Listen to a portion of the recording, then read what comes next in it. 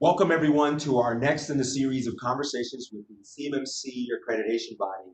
Today we have Regan Edens. He is the chair of the Standards Committee for the CMMC-AB. As you know, and I like to remind folks, the CMMC-AB is a group of hardworking volunteers that aren't getting a single nickel, actually $0, for all the efforts that they're putting in. Believe me, they're putting considerable time in trying to put the best product. And so I'm happy to have them today and engage in this conversation that will inform you, the community of interest that's hotly waiting for this very valuable content that Regan is going to produce today. So this is our next in the series. This is about the standards body and the work that they're doing, and documents and additional information is going to be released soon, probably in writing to the public. This video is sort of the intro to that. A lot of folks in the industry are curious about how the CMMC-AB does its work. These committees are being informed by a group of industry practitioners that are not necessarily part of the CMMC-AB. So it's not just the chairs and committee members working by themselves. They are getting outside input, and as additional information gets approved for release, additional input from you guys will be part of the conversation. So I'm happy to welcome Regan Edens. Thank you for this. Thank you for informing the community. Thank you for the work you're doing on behalf of the nation. And I'm happy to get you started with your presentation.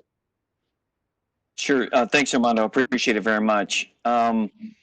It's a pleasure to be with you, and pleasure to be with Dreamport, and we're really grateful for the opportunity to engage industry to really take the conversation to the next level, which is to give them some insight into what we're doing, to give them some understanding on the process that we're working through, to really when we're ready to begin conducting our assessments, there is a clear, consumable, and understandable standard, and we are working hand in hand with industry in order to get that done.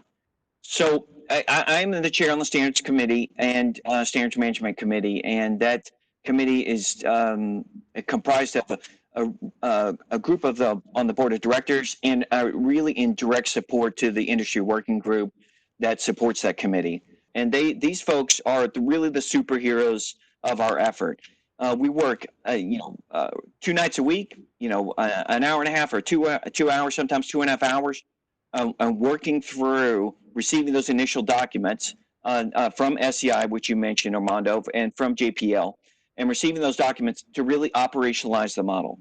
And so for our goals is imparting the lessons from DFAR 7012, and you understand very clearly how difficult average companies have struggled with understanding NIST 800-171. The folks at NIST did a great job in really developing that standard, but for the average company, it's really difficult to consume and to understand exactly what's required. So imparting those lessons, what we've done is we've had basically three goals for the operation for the organization seeking certification.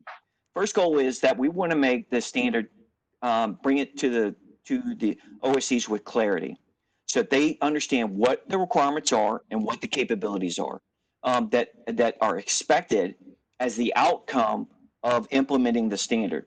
And then consumability. So what I really want to do with standards is really, in working with Ben and the body of knowledge, is really understand that there are multiple consumers for the CMMC-AB's body of knowledge.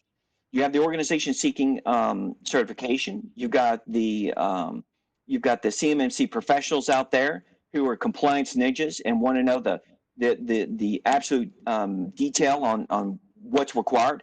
You've got the companies out there who are just small, mid-sized businesses, which, as you know, comprise most of the defense industrial base, and they are struggling to understand what's required and what they need to do.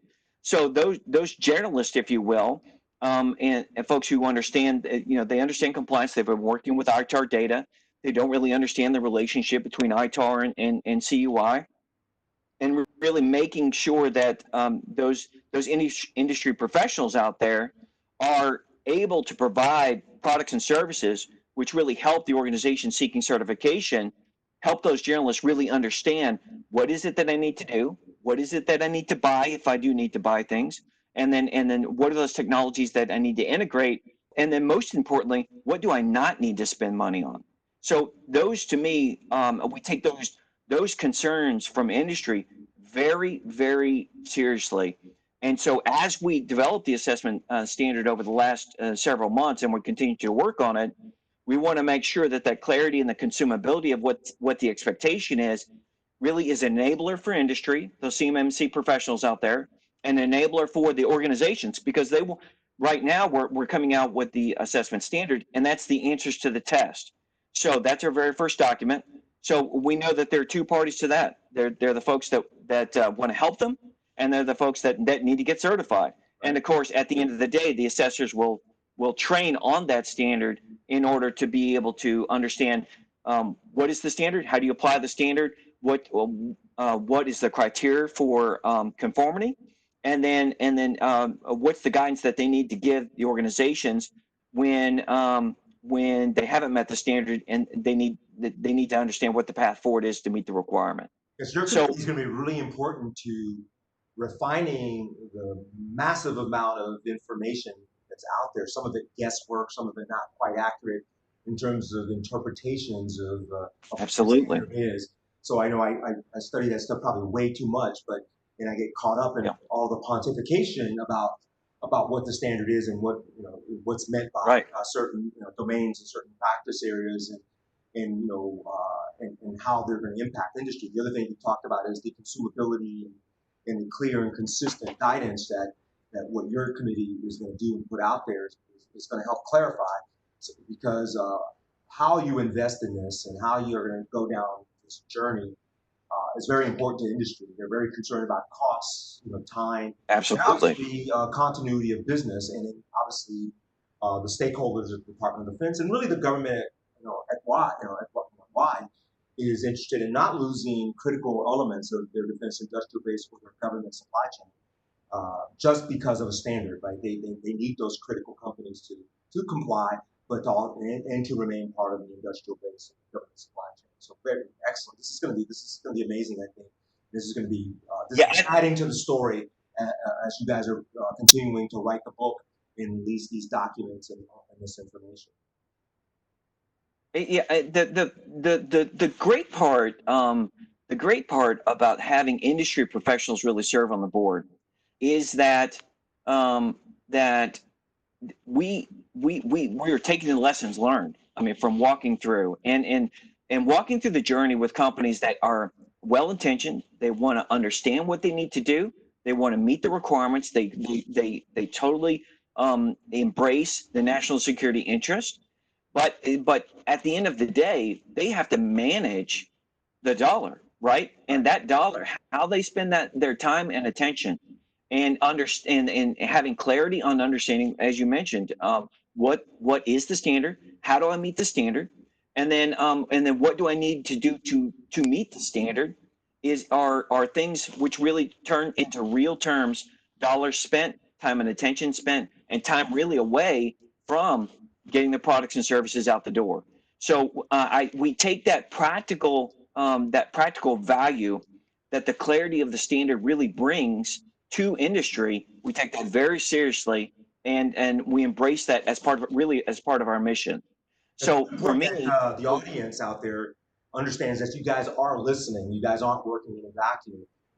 As you and I have talked, and other members of the accreditation body have chatted about, is I know in our organization, that's one of the things that we're doing. I always say, if you listen to what's out there, it's going to inform what you're doing. It doesn't necessarily change everything because you can't customize it to 1,000 different voices, but at least you'll find out places where you can do refinement and understand what's giving the community at large angst, what do they like, what do they don't like, and how this is going to be received, and what the challenges are going to be with executing and implementation out there.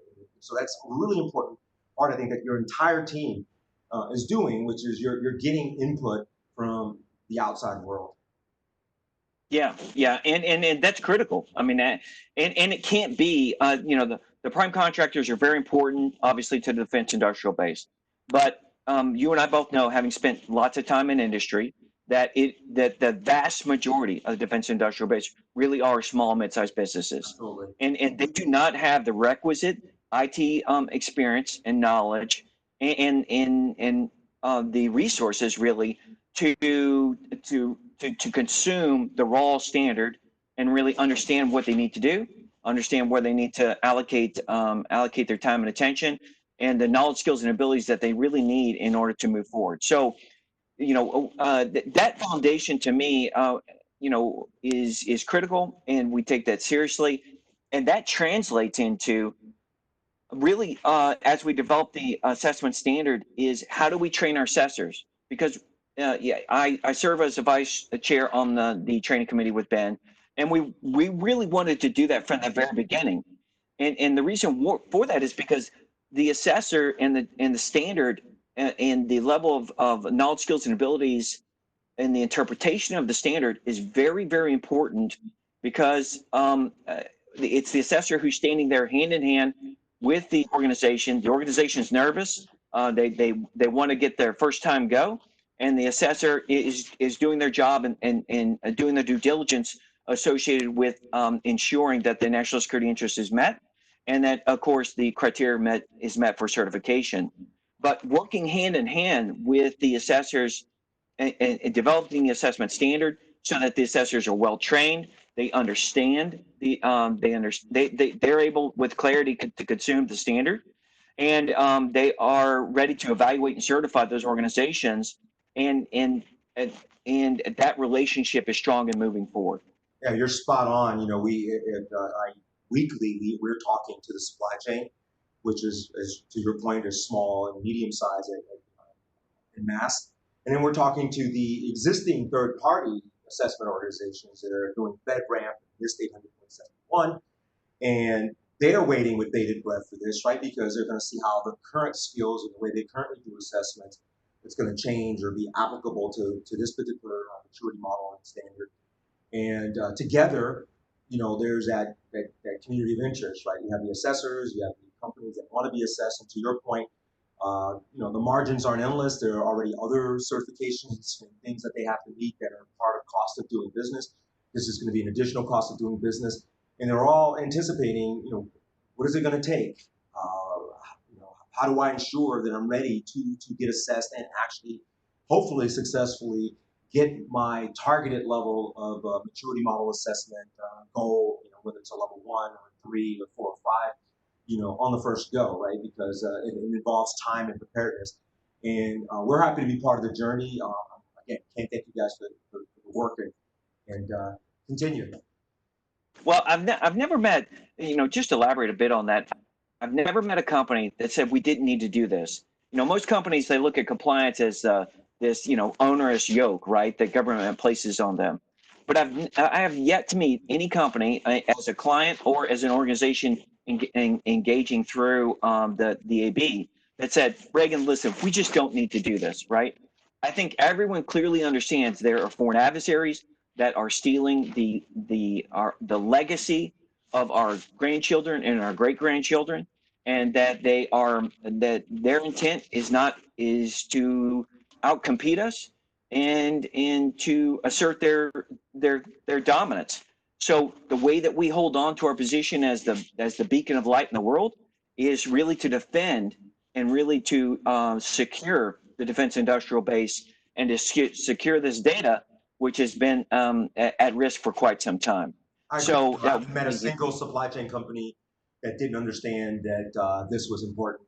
And it's not a matter of reluctance, it's just a matter of wanting to understand and wanting to know what it takes, and anticipation for getting it done. They do realize how important this is to the nation. I think the headlines absolutely every day point to how important this is to the nation as the news continues to transition in terms of world events and cyber capabilities against our nation from a supply chain and industrial base perspective. Yep. I know this slide in particular is a bit of an eye chart, but the reason why I wanted to really provide some text on some of those slides is that folks will get a chance to go back through and look at the slides and be able to review it in detail. Because I know that the defense industrial base is hungry for details. And so today's discussion is really going to I'm going to try to bifurcate the discussion. There are the compliance ninjas out there that the devil's in the details, as you know, and they're the IT professionals and the folks who are well versed in different types of industry standards, and they want to understand the explicit details of what we're doing. And I love those folks because those folks are many of them are on my industry working group, and they're a huge asset to the standards committee. The other folks in the discussion are really those business owners and those compliance professionals that are in the trenches right now, and the IT folks that are in the trenches right now, who may or they probably may or may not have been hit underneath the 7012 requirement. As you know, they may or may not be actually be compliant, right? They may be working through their compliance and be stuck, which happens often with companies. And now they're looking for guidance on, okay, well, 7012, okay, well, we haven't really gotten through that process yet. Now we have CMMC coming on board. Now, how do we walk through what the future looks for us?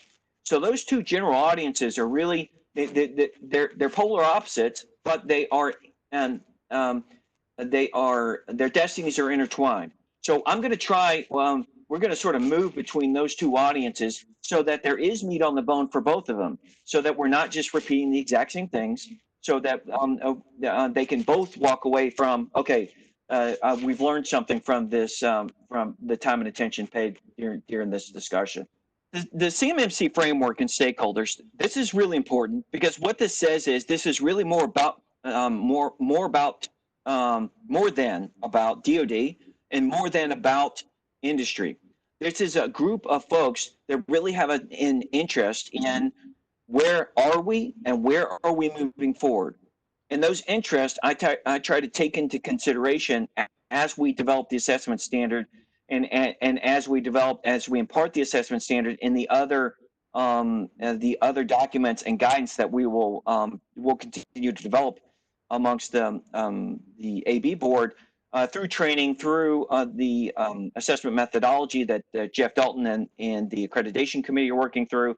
So these operational committees really take this interrelationship and this interdependence very seriously, and we're working very hard every day to make sure that we're moving forward hand in hand. So there's a great group of folks that are listening to this podcast and the webcast, and they're saying, okay, well, we are underneath DFARS 252, 204, 7012 requirements right now, or we think we are. Okay, well, what is CMMC? What's the bridge between where we are and we've been working on this? We may be compliant, or we've got our POAM, or we're working towards compliance. And now we understand that there's this third-party certification coming up. And how does the relationship between DFARS 7012 and the CMC certification, how does that relationship work?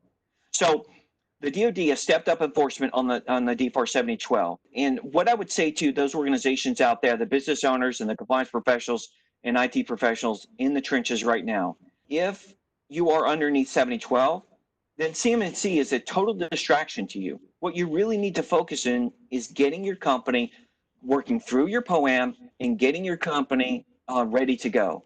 Because the CMMC will not accept those POAMs for third-party certification. So if you're working through your POAM, you're meeting and you're working towards meeting the 7012 requirements, there are extra requirements, and I'll discuss them just here shortly. But really, your focus really needs to be on mobilizing the organization, getting a sense of urgency, and really focusing on those DFARS 7012 requirements. Meeting those requirements really will take you probably 90 to 95% of the way there, all right? And that will prepare the organization to meet the other additional requirements. So it's really important that you understand that CMMC, for certainty on your part, CMMC is recognizing the fact that you have a heavy investment in the 7012 and working through DFARS 7012 compliance. And we are extending that and really bringing that stewardship into the assessment standard for the third-party certification. So the DFARS requirements equate to the levels 3, 4, and 5 requirements. Okay, and for the generalists out there and the business owners, you may have heard, okay, we're going to have five requirements, and I'll speak to those in a little bit greater detail. Requirements 1 and 2 are really focused on something called federal contract information, and we'll talk a little bit more about that in a second. But those folks out there who are already underneath the DFARS 7012 requirements really need to focus on level 3. There are level 4 and 5, but that will be for really a very 1 to 5% of the defense industrial base. Don't get consumed about the anxiousness about those requirements. Really focus on level 3. They are equitable, and where there are differences, we'll talk about shortly. So NIST 800-171 is the standard for the current DFARS requirements. Okay, that's the principal standard. There are others that impact that, but for the most part, that's the most important standard. That is the cornerstone, as you might imagine, for the CMMC standard, and we'll talk about that in a different slide just here shortly. But again, if you're underneath DFARS 7012, you really need to stay hyper-focused on moving through that. The enforcement is moving up very aggressively amongst the different military services, DCMA and the DIBCAC program, also DCSA, Defense Counterintelligence Security Agency. So stay focused on that. That's your goal. That's the prize. All right. Now, having said that, it's important as you work through that process that you are preparing for CMMC certification, in the sense that as you do work through that process, there are things that you need to take in consideration, okay? And these focus on the DFARS requirements, but understand that there are some important aspects that you need to take in consideration. The scope of your enterprise and where that CUI information is, and we'll talk about that in more detail a little bit shortly. That's important. So what machines and what servers and what devices that controlled and classified information is on, and federal contracting information is on, is going to be very, very important to the CMMC certification. Okay, so you need to make sure that, yes, you meet the requirements, but you're really taking into consideration that you need to localize that data as much as possible, and consolidate that data. And it's not a good idea, but from a compliance perspective and just a feasibility perspective and cost perspective, to have that data scattered all over your organization.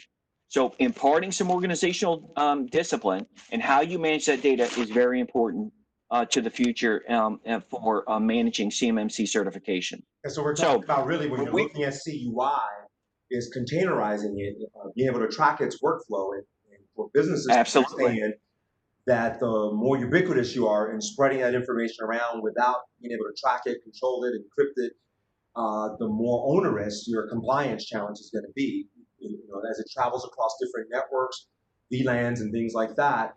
Not saying that if that's the way your enterprise works, that's not what you should do, but be cognizant as you're looking at compliance, that you're going to have a really good understanding about how that information, where it emanates from, and how it travels through your organization, because all the different segments that it hits, it are segments that then will come into the compliance, assessment process. That's absolutely right, Armando, and it's a point worth emphasizing, in that organizations, the companies out there are really busy at delivering products and services to their customers, right? And many of those customers some of them are commercial customers, and obviously it's the topic of conversation. Some of them are defense customers, but at the end of the day, businesses have to deliver product and services with a sense of urgency, but now they really begin to need to take into consideration disciplining the organization and localizing that data, as you mentioned, and really paying attention to the workflow that data flows through. That's really important to the 7012 requirements, but it becomes even more an area of emphasis for the CMMC certification. So that preparation period for the things that I'm talking about is absolutely critical. And if you're 3/4 the way to your DFARS compliance with 7012, working through your POAM, then this is the time, yes, to again to finish out that POAM, but also begin to sort of turn your attention to some of those things which you may not have spent too much time on in the beginning. You really sort of need to circle back around and do what most organizations do, which is think about Six Sigma, right? Continuous improvement. So continuous improvement and aligning the 7012 requirements within your business process and within your business workflow can actually, for many of my clients, we've actually improved the organizational production and the organizational output by aligning those two. Because making the organization more efficient, thinking about it from a Kanban perspective for Six Sigma, making it the organization more efficient and more disciplined really is to the benefit of the organization. And remember that at the end of the day, this is not compliance for compliance sake. At the end of the day, we're protecting this data because there's a vital national security interest that's associated with this data, even though in the past there really wasn't much emphasis on it.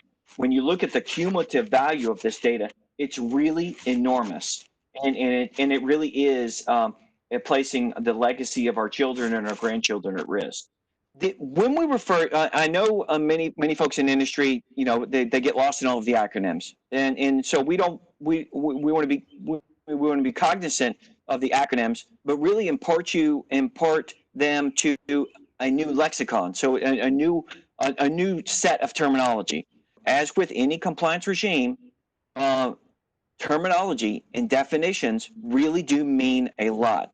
So I would implore you as business owners and as compliance professionals and folks that really wear many hats, the quality manager out there, right? They're doing quality, and then they're running their specs for NDTs and making sure they're meeting their specs for their customers, and then now they've dealt with ITAR, and then now we've got these new requirements.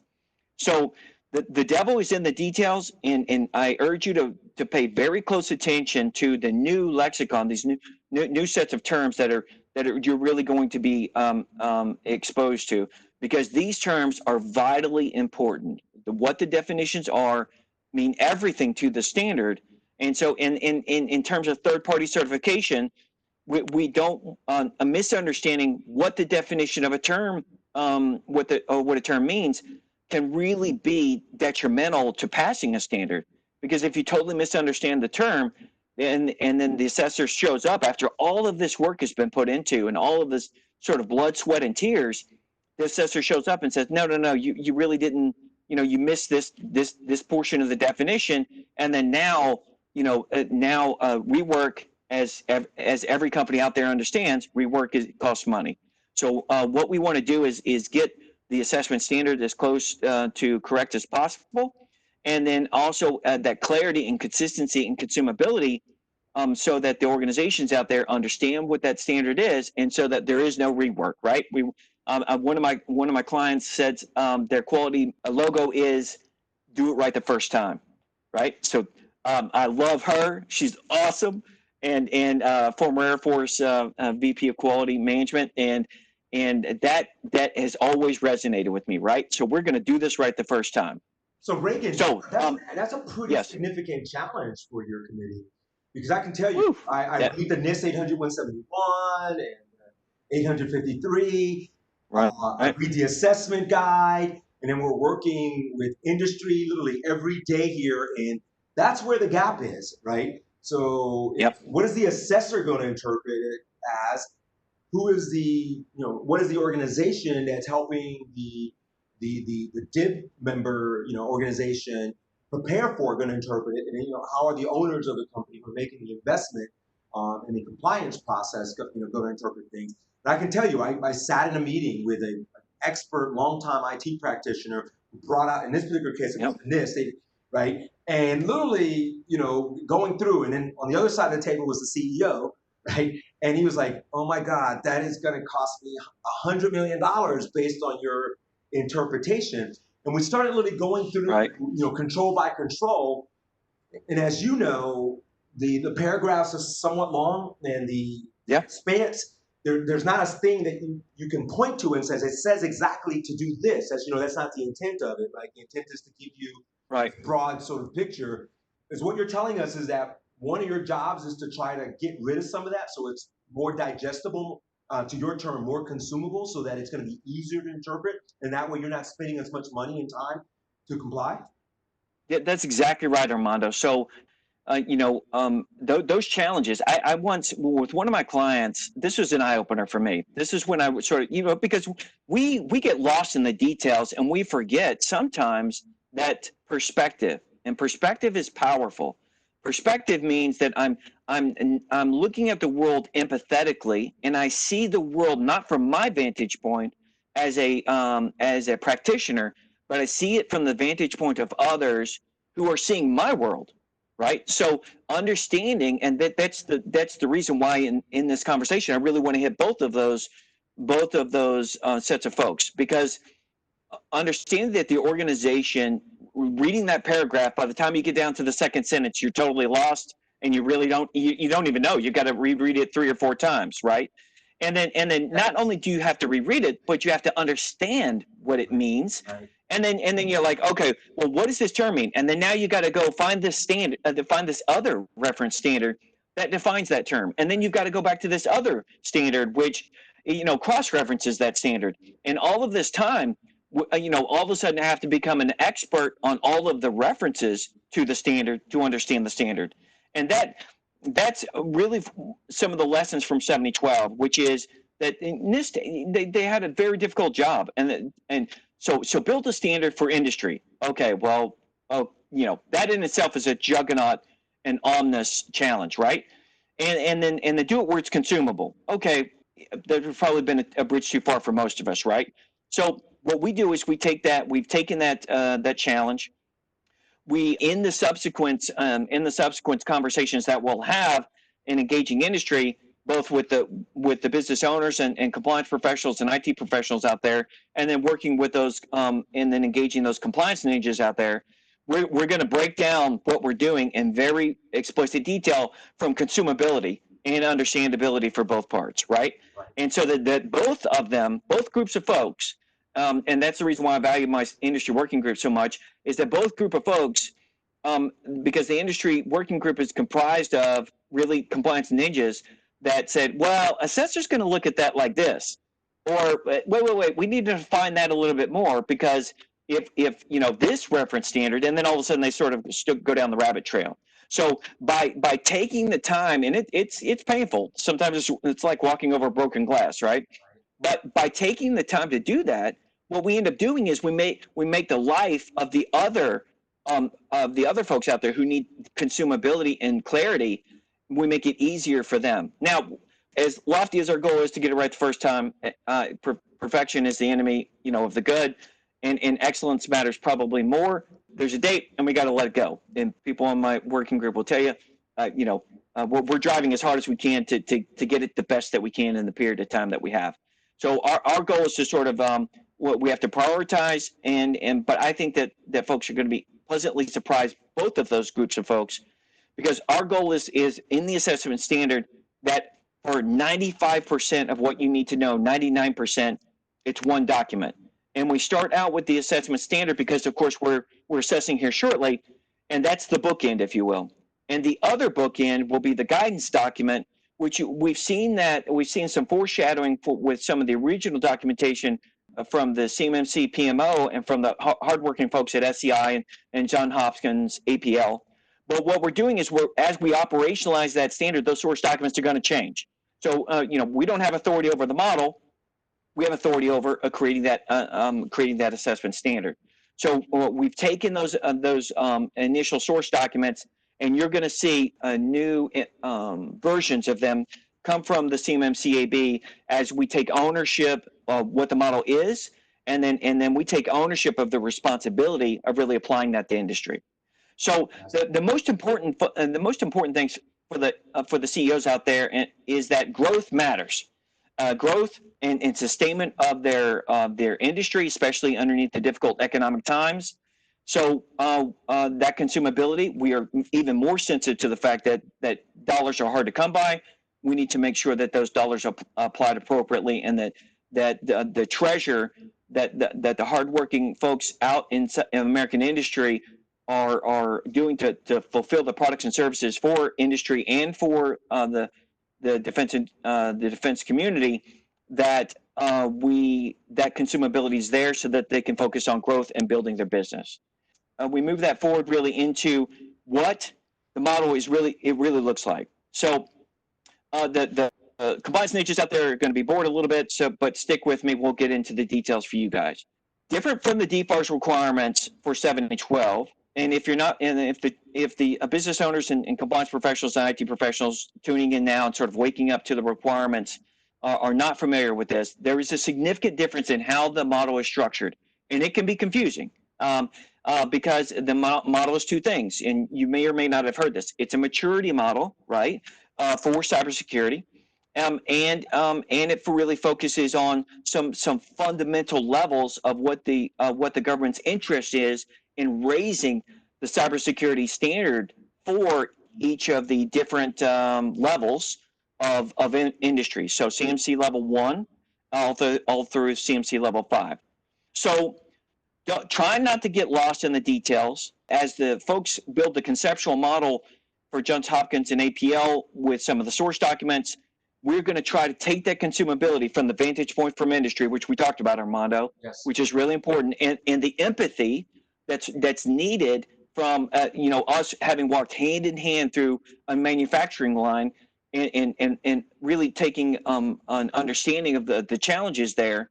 And what we're going to do is, as we develop the body of knowledge, we're going to help bring that consumability to understanding the model better. Let's not get wrapped around the axle on the different pieces. We'll walk through that with the compliance ninjas. What you really need to focus in on is that the model is structured completely differently, and it's really a focus on the different domains, which NIST called security families, and it really focuses on 5 fundamental processes of maturity, and then the outcome of that are really the capabilities that the CMC model really desires. So how do you judge? How do I judge whether or not I'm doing a good job? We can look at the capabilities, right? So the capabilities are really not highly technical. The capabilities are really plain spoken, and they say, can my organization do this? If we implement this practice, can my organization do this? Yeah, we can do that. Okay, then we need to take a second look at the details of the practice, but we know that we're on the right path into the organizational outcomes that the CMC model desires for each level of certification. Now, last piece are the practices. Now, before we call them controls or we call them requirements, at the end of the day, the practices are what matter. The reason for calling the practices is that the organization should practice them.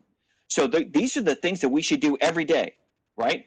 So these practices every day include multiple standards, but the practices are what we should be doing. So think of that as sort of the operational task. What when I look through the list of things that I need to do as a compliance professional, as an IT professional, or quality manager, these are the things that my organization should be doing every single day.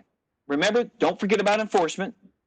Don't forget that the focus of all of this is about growth, all about the sustainment of the growth of the organization. So let's not get around compliance for compliance sake. Let's make sure that we align what we're doing for CMMC to enable and secure our workflows, and to enable and secure our manufacturing lines and our products and services lines, and not get in the way. Compliance is not CMMC compliance should not be a gatekeeper. It should not be that's the office of no, right? It has to be the office of yes, because the defense industrial base serves as the backbone to our warfighting capability. So it's very important as we expand. In fact, sometimes I don't even like to use the word compliance, because compliance has that culture of no, and that's really an impossibility. What we need to be is a culture of yes, and the yes is, yes, we have to do this. How do we do it in a way that supports the security and sustainability of our company? With that, having said that, implementation is going to be challenged. I'm not going to sugarcoat this. I'm not going to say, look, if you're doing Google about Googling a search for compliance with CMMC, which would be an impossibility for now. There are no organizations out there capable of certifying, or DFARS compliance in 3 days.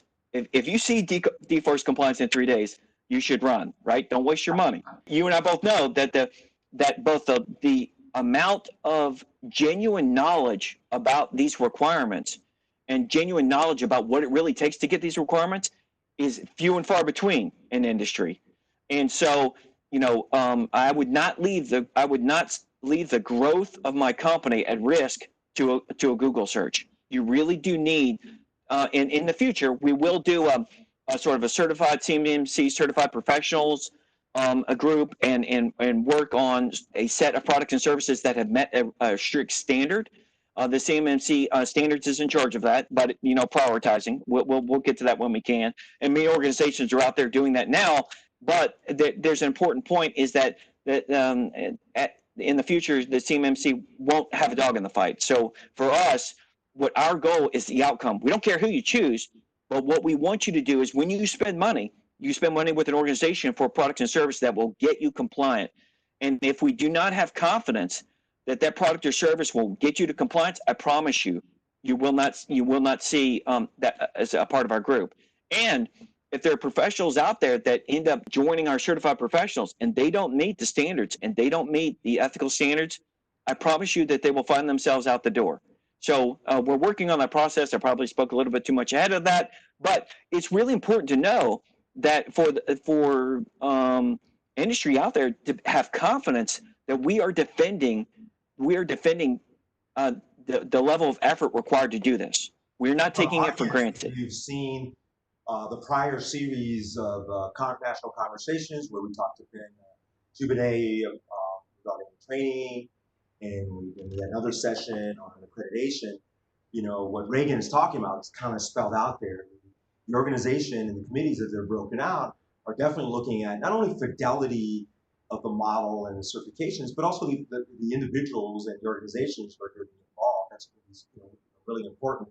And I know when we're working with organizations, we're not a certified organization. To your point, no one is certified to do that.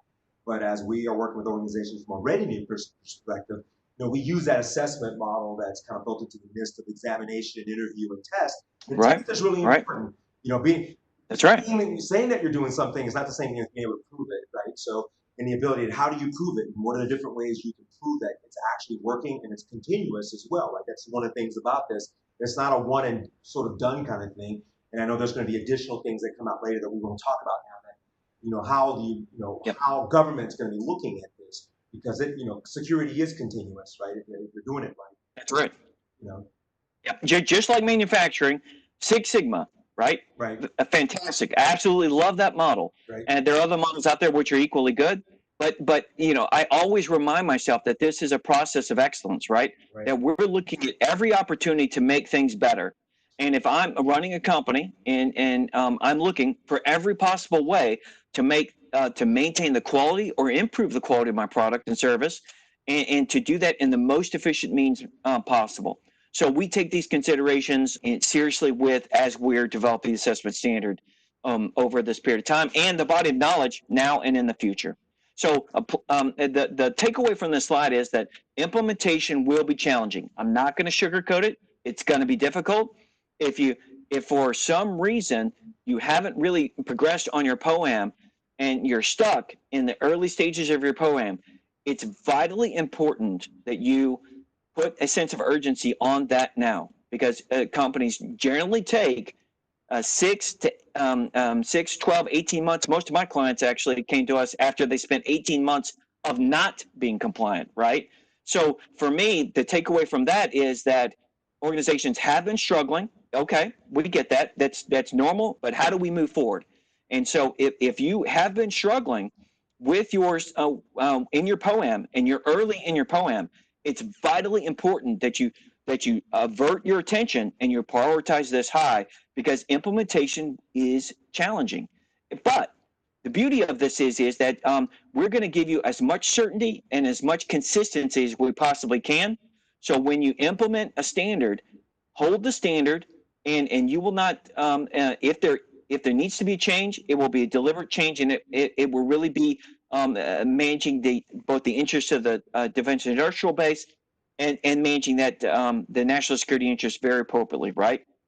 So I promise you, point. Implementation is challenging, particularly whether it's the existing 800-171 or level 3 of the CMMC. As we work with organizations and we look at what they've already invested and versus where they are today as we help the DoD sort of understand what it's going to cost, how much time does it take, where are the complexities, where's the lack of good understanding in some of the That's right. verbiage. We're gathering that information, and we're learning, as I said earlier, in terms of we're listening. And so it can be kind of complex, and the clearer your organization makes it, as and I know you guys are obviously working on that, the easier it's going to be. Right now we're dealing with an organization, several organizations on endpoint security as it pertains to compliance. And so a lot of people think about desktops and things like this that are here, but hey, what about this thing, the phone, right? And it's accessing CUI or connecting to the email. How do you secure that communication? So one of our jobs here is to test and evaluate those things and to hopefully provide that information to you guys and obviously to our Department of Defense stakeholders. But continue, Reagan. This is amazing. One of the things I'll just emphasize on, and Armando, there are a couple points that you made which are really, I mean, they're foot stompers. I'm an Army guy, right? Army Ranger, and we always, when you're a commander or your team sergeant stomps his foot, that's the point you pay attention to, right? So one of the foot stompers here is that when you're looking at their very expensive urban legends that companies should be wary of. We don't have time to talk about those details now, but when that harkens back to the point on email and which emails do I choose in Office 365 and all of these sorts of things. And do I do GCC High, or GCC High is a requirement? I don't have a choice, and that's $40,000 a license. You need to be very careful in whom you listen to for guidance, because these urban legends and the misunderstanding of the standards, it can cost you a lot of money. So please, don't. I'm going to foot stomp the growth and foot stomp that piece that you brought up on email.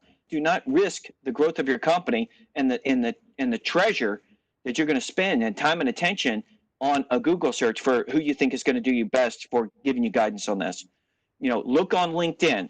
There are CMMC working groups on LinkedIn. There are until we get the compliance professionals and certified professionals pages up with the CMMC and some other forums. Really focus in on whom you choose and choose wisely if you need some outside counsel. Okay, that's really, really important. For the I know this isn't our chart, and it's really not to meant, if we were doing this live, it's really not meant for that. But again, it's very important for standards, because the meat of the bone on standards is really about the details. So if you're a business owner out there, or a quality manager, compliance professional, maybe ITAR, you do ITAR as well, or you're an IT professional, I'm going to walk you through this from a generous perspective, but I'm also going to hit the compliance ninjas out there, because they're biting at the bit at okay, tell me how you get to what you're working on now. And also there are portions of the model, going back to that that misunderstanding that you spoke to, Armando. There are portions of the model which are completely misunderstood, and it's just a difficult thing to explain because it's so different from 7012. And so this hopes to bring some clarity and consumability on that. So the first thing we start out with at the top is, okay, the CMC standard. So you've got the model, great. Okay, we've got the model. Well, are there any standards in the model? Well, not really. The reason why is that the practices are things that you should be doing. The practices reference standards, okay? So the standards are going to flex. Like, as you know, they just recently came out with 171 Rev 2, right? Yeah. So what happens when Rev 3 comes out, right? So is that all of a sudden we're just going to do a train wreck to the model? Well, that would be very expensive, right? So the model, the beauty of the model with that the SEI folks and JPL has come up with is that it's an agile model. Okay, so that means that the practices reference the standard and they reflect the standard, but at the end of the day, everyone expects that the standards will change, and even practices will eventually change, because the model needs to be agile, needs to keep up with the cyber is changing every day. The threat landscape is changing every day, but industry industry can't change every day. So what we have to do is we have to reconcile this ultra sophisticated, hyper agile environment threat landscape, and we have to reconcile that with a model which should be resilient and should be agile enough to consume as many changes as possible without changing radically, right? Right. And then of course translating those requirements and those changes to industry, because these are a lot of ships out in the ocean, right? And you can't turn the ship on a dime. So understanding that the model really doesn't really the model references the standard and reflects the standard, but the model is not the standard. Okay. So we look at the source of requirements, and the source of requirements. Hey, when I was trying to do 7012, all of a sudden I look up 32 CFR Part 202. Okay, I didn't even know that existed for the first couple months, because I'm so immersed in trying to figure out 171 that I'm like, well, wait a second, CUI. Well, what is this? And then now I start to look at what CUI is, and now I'm in the Code of Federal Regulations, right? And now I'm like, oh my God, now I have to become an expert at the Code of Federal Regulations and an expert at 171 to help my clients become, compliant with 170, compliant with 171, to help my clients to be compliant with 7012. That's too much. It's too difficult for industry to do that. So what we've done is the insight and the wisdom of the model architects was, we're going to move those reference standards out of the model, and we're going to have the model the practices reflect those standards, and so that the standards can flux, and again, we don't have to do a wrecking ball and have the model changing every 6 months. So those references of the requirements are similar to and reflect the same requirements in 7012. And then so when we look at the requirements, we looked at each of the requirements, the core requirements, and we said, okay, we've got the model, we've got these core requirements this is what the law says we must do. And then we looked at okay, how do we reflect those requirements inside of the practices? So the sources for the standards in the CMC model, which helps develop what's below, is the assessment standard. So for every criteria in the assessment standard, which is we're working on right now, is directly reflected in the practices in the model, of course, and then also directly reflected in the sources for the standards for the CMC model. So we do sort of a triple check. Okay, the practice says this. The source standard for the practice says we have to do this, and to give another example, one of the references on there is DODI 5800.48. That came out just a couple months ago, right?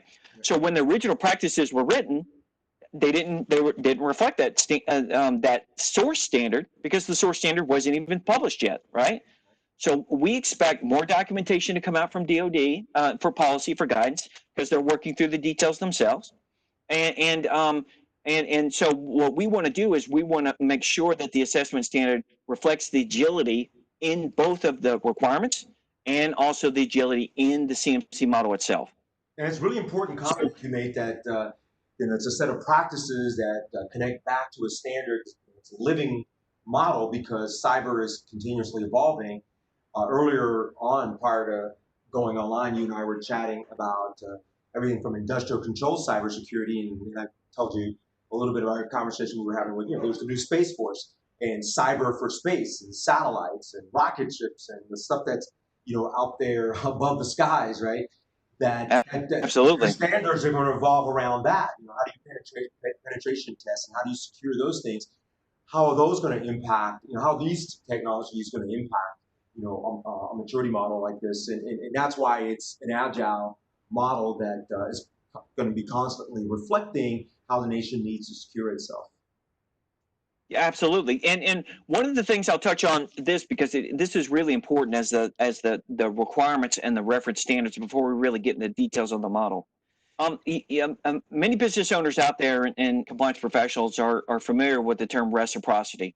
And so many companies out there have spent a lot of money meeting the current standards, FedRAMP and many others out there, right? And so there's a legitimate concern for, okay, well, I met these other requirements, and how do they translate into the CMC certification? So, and one of the challenges that we're working through with the DoD Industry Working Group is how do those different compliance requirements translate into CMMC certification? And there will be more to follow for that.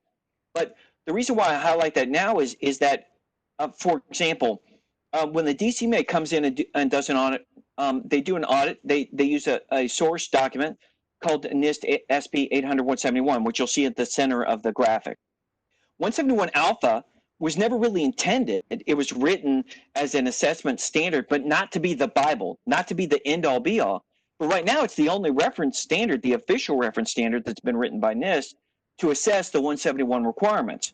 So we take into consideration that the 171 Alpha was never really intended to directly impact like a CMC level 1 company or a CMC level 2 company, or for the enhanced requirements for level 4 and level 5. So what we've done is, in working with the federal agencies and recognizing the fact that that is their core standard now, what we want to do is, again, be a good steward of that relationship and say reciprocity means a lot to industry. So recognize the fact that reciprocity should be taken into consideration, a portion of empathy, in how we develop the assessment standard for the AB. And so that so it reconciles that relationship very carefully. Okay, so there's a commitment to us that if there's a potentiality for the equity of that reciprocity on those different compliance standards, we will build that bridge with careful detail and careful consideration. So I just want folks to know that out there.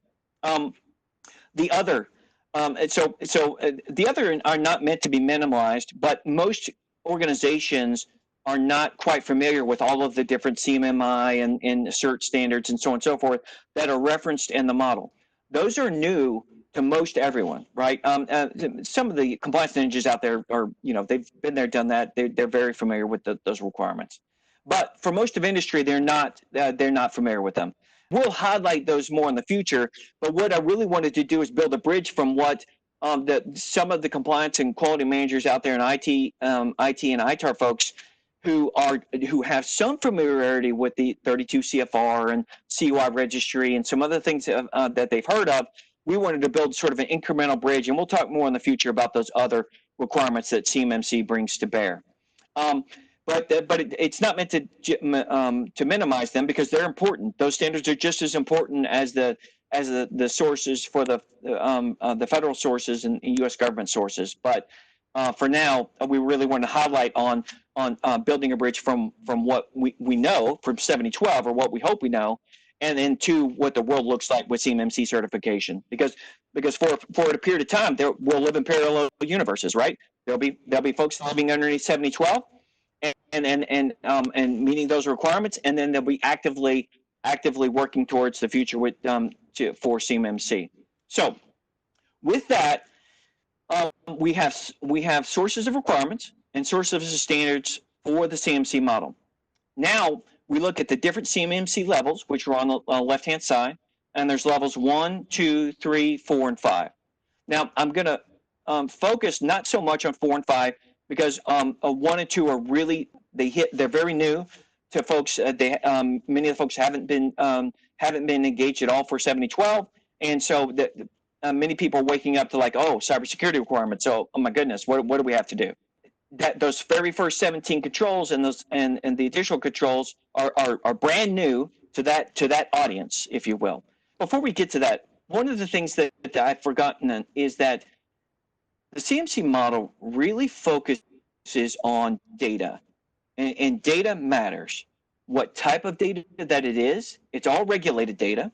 So for the U.S. government, the national security interest, it's hyper-focused on, the law, the source requirements, and the source standards are hyper-focused on, the types of data. Now, there is a national security interest of all around the general security of the shared controls and shared responsibilities between the different parties and inside the organization. If I'm focused on just a one little enclave or one little segment of my network, well, we really have to take consideration of the security of the greater network. Because if my SCI or CUI data is just in this one little room, but the rest of the organization is disarray, it's probably not as secure as we want it to be.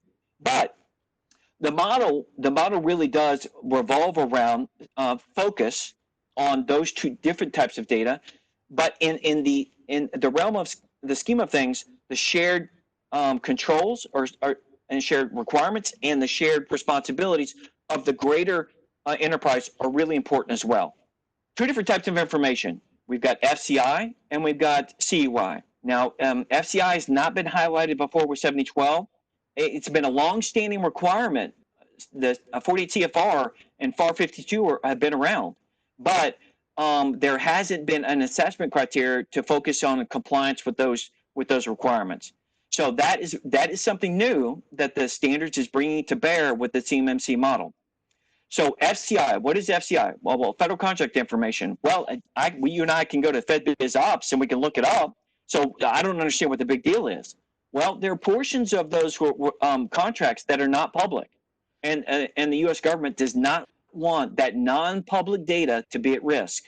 So 48 CFR and 52 FAR list a list of 15 requirements. We'll get to it in a minute, but you'll see it on the right-hand side, grayed out.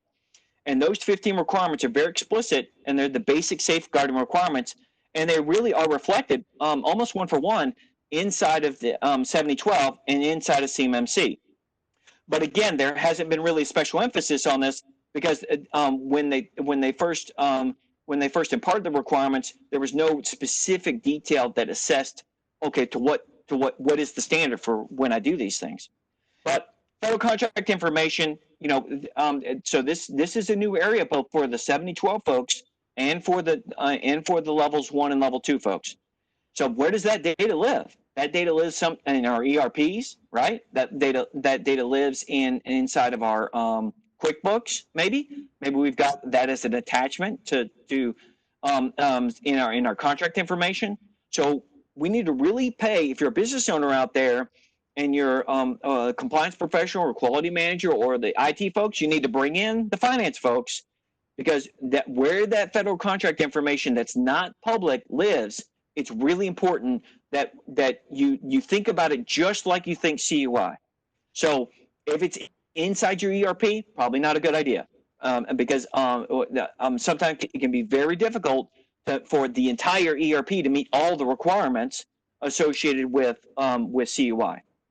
So again, when we fast forward into thinking about preparation for CMMC as we're doing 7012, we really do need to focus on these other things too, and FCI is one of them. So the level 1 and level 2 folks are principally have FCI, and people ask, well, why? Well, because level 3 is the minimum security requirement. So D4 7012 and CMMC level 3 meet the minimum requirements for safeguarding CUI. So you won't see CUI. I know there's a lot of confusion because some of the practices have CUI in them, or some of them have FCI in them. You really shouldn't pay attention to that. What you should focus in on the fact is that level 1 and level 2 organizations have FCI or may have FCI in the non-public part of their contracts, and that's really where that certification is going to focus in on. Okay, so level 1 and level 2 organizations do not have CUI. They do not have controlled technical information. They do not have ITAR information. They do not have EAR information. So these things, and if you do have that information and you're like, well, I thought it was going to be CMC level 1. Nope, that you don't meet the minimum requirements, and you really need to focus. You need to review your contracts and make sure that you haven't missed out on this 7012 and overlooked that, number 1. But number 2 is you need to really focus in on CMC level 3. So that's the reason why we start here after we get from the source requirements of the model and the standards. That really because the center pin for the model and for the focus point, it's not the end all be all because the rest of the organization matters, but it is the focus point for the model. And all of these different all these different sources that you see there on both the requirements and the standards all apply. So if you're a compliance professional out there or a practitioner and you're not familiar with DODI 5800.48, you're a ninja out there, you need to read that document. When it came out, within about an hour and a half, folks in my company had gone through every single line of that document, and we highlighted, okay, this applies to us. Okay, this applies to our customers, or to our clients.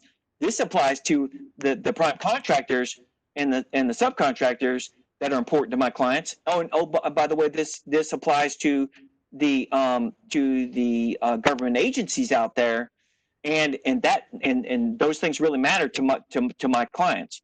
So you really need to focus on, if you're a compliance ninja out there and you haven't read DODI 5800.48, you need to go through line by line and understand, what is it saying about CUI? What does it say that the requirements are? Because all those requirements that are delineated for industry, and then the general requirements are absolutely applicable to, because they reflect what? They reflect 32 CFR Part 202. So if you say, well, I read something, if this is for the ninjas out there, if I read something in 5800, but it didn't specifically say it was for industry, well, go back to 32 CFR Part 202. And if it says it in 32 CFR Part 202, it's going to apply to you. And it says it in 5800, it's going to apply to you.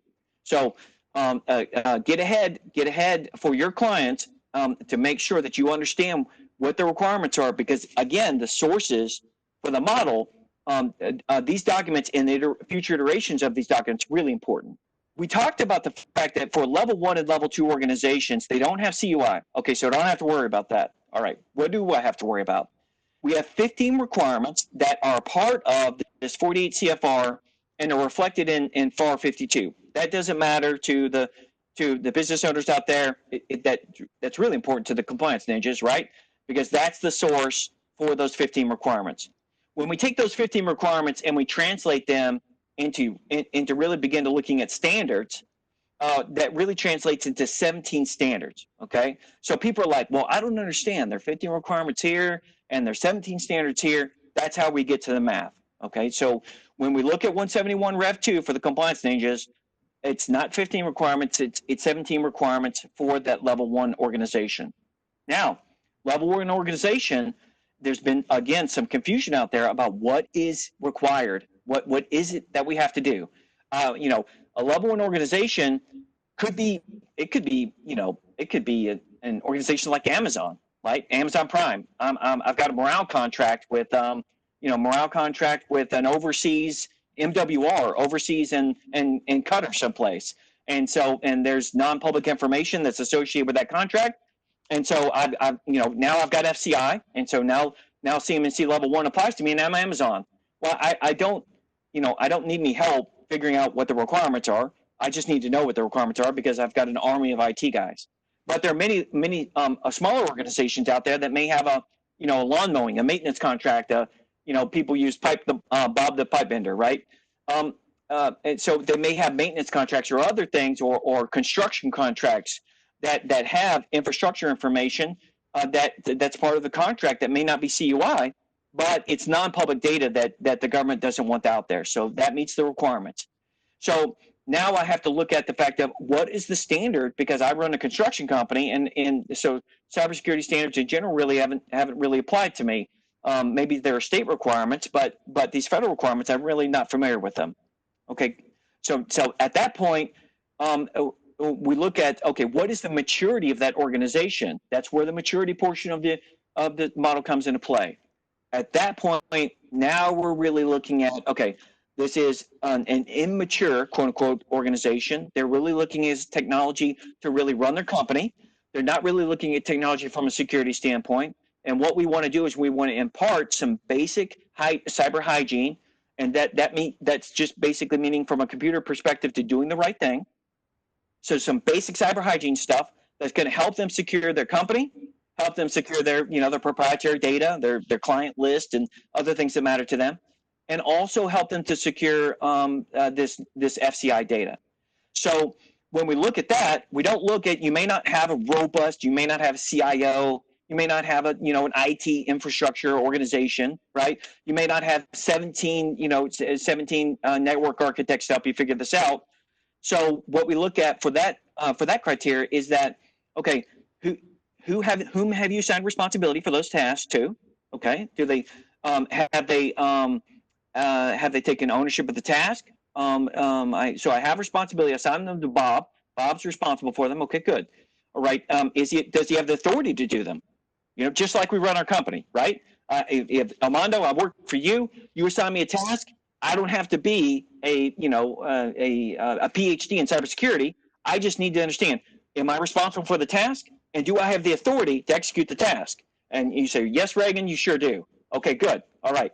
Now, how does the organization? The third criteria is, how does the organization demonstrate ownership of the task?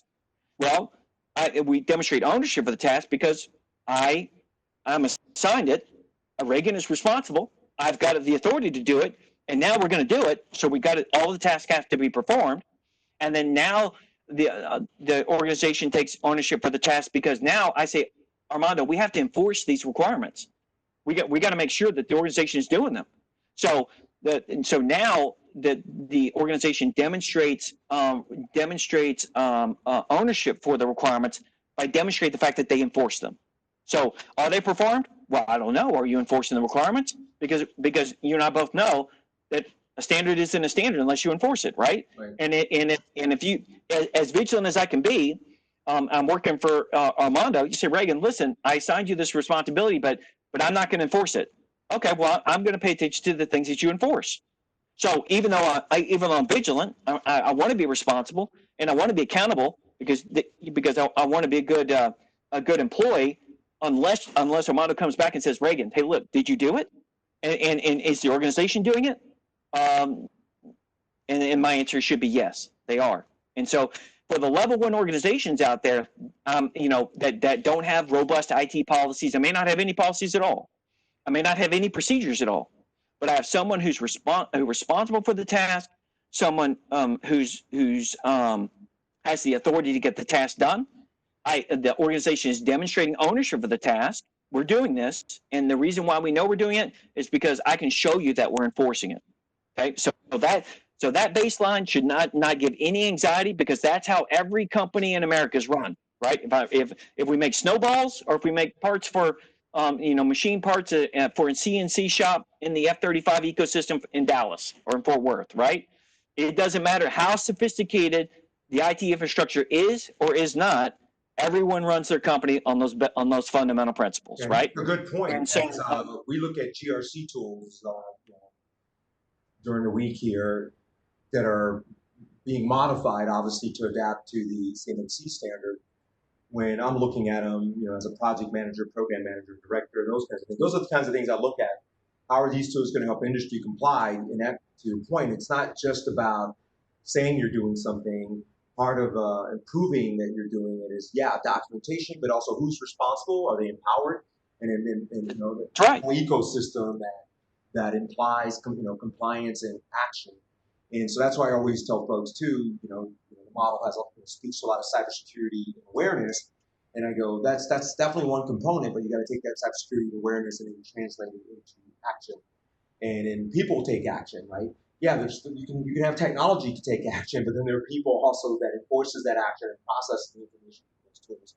And obviously, that's kind of what you're talking about a little bit there.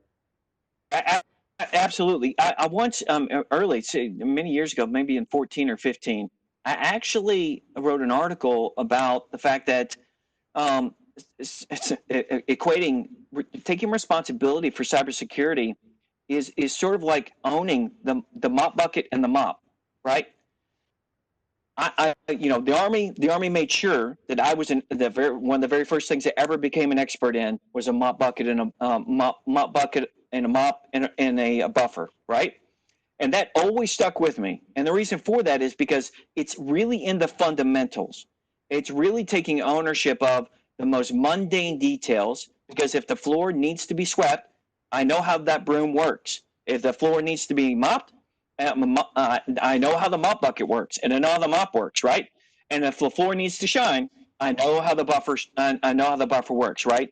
And so organizations can't walk out the door on a Friday night because they want to take their wife out to dinner if the floor is dirty, and whether the floor is clean or dirty matters to the quality of their products and services.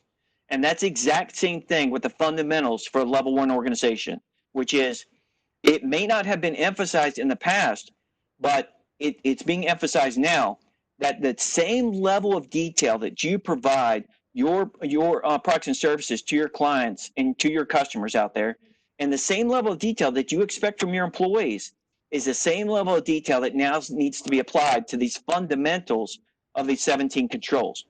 And it shouldn't be expensive, but it is important. And just like taking the time to mop the floor, sweep and mop the floor, and however difficult that is, right? We spend labor dollars to do that. Why? Because keeping the floor clean is important to my company, and it's important to the way that the company is run and the culture of the company. And it's that's where cyber hygiene comes from. These fundamentals, hygiene, right? Nothing could be more fundamental than hygiene. So this basic hygiene becomes an imparted portion of the culture of my organization. Yeah, I don't have to have a CIO. I don't have to have a CISO. I don't have to have an army of IT guys to tell me that these 17 things that I need to do are important. And just to assign responsibility, make sure that they are empowered, just like you said, Armando, and then make sure that we can demonstrate that our organization says it matters because the floor is clean. How do you know that it matters that someone mops the floor? Because the floor is clean. Period. Right. It's just that simple, right? And so at the end of the day, assessor walks into a company out there. How do they know that these 17 controls matter? It's because they're done. That's it. Right. Because they're done. And this is like a master class in the standard, literally a master class. It's like amazing. I mean, it's good. I think I need to walk across the stage and get a degree in this. But in the 2 minutes or so that we have left, I wanted to give you the opportunity to get sure to the rest of the slides here. Yeah. So fundamentally, it's probably appropriate that we really spent really a lot of time really on the fundamentals, right? Right. Because those compliance ninjas out there that are chomping at the bit, we're going to feed that dragon. I promise. So I love to spend I love to spend as much time as we talk about the fundamentals and talking about the details of each of these different practices, right? Right. But unless we stand in a national conversation, the beginning of the national conversation, it's really fundamental that the folks out there that are just awakening to either 7012 matters and self-attesting. Okay, I think I've done it right. Well, now there's a third party coming, right? And we're going to make sure we did it right. And those level 1 and level 2 folks out there that are waking up to, okay, do business with the DoD, and now I'm having to meet requirements that I haven't met, that I haven't been expected to meet before. But what I want you to have confidence in is yes, it can be confusing. Yes, it can be ambiguous and difficult. But at the end of the day, they have to make sense and they have to matter. And my promise to you is that as we develop the assessment standard, that the practices that are imparted within the model do matter. They absolutely matter. And so we're going to do our best to translate those practices so that they're consumable, so that there's clarity and understanding, and so that the organizations out there can really execute them and sustain them. Three takeaways that I want you to